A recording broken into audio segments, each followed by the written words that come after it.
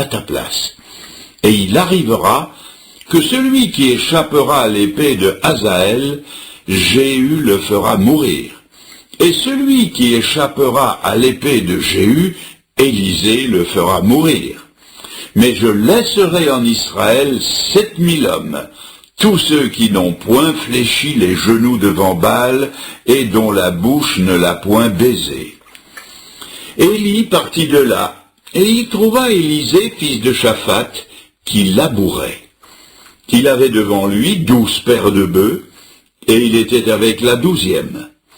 Élie s'approcha de lui, et il jeta sur lui son manteau.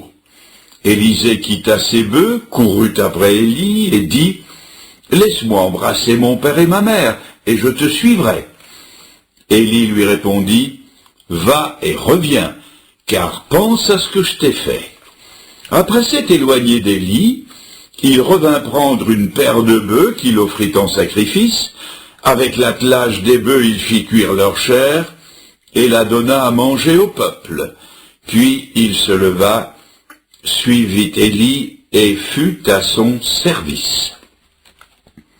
Quelques pages plus loin, dans le 2e livre des rois, je lis au chapitre 3 et au verset 11, Josaphat, c'est le roi de Juda, le royaume du sud, Josaphat dit, « N'y a-t-il ici aucun prophète de l'Éternel par qui nous puissions consulter l'Éternel » L'un des serviteurs du roi d'Israël répondit, « Il y a ici Élisée, fils de Shaphat, qui versait l'eau sur les mains d'Élie. » Et Josaphat dit, « La parole de l'Éternel est avec lui. » Ensuite, dans le Nouveau Testament, dans l'Épître aux Philippiens, je lis au chapitre 2, verset 22, la recommandation de l'apôtre Paul concernant Timothée.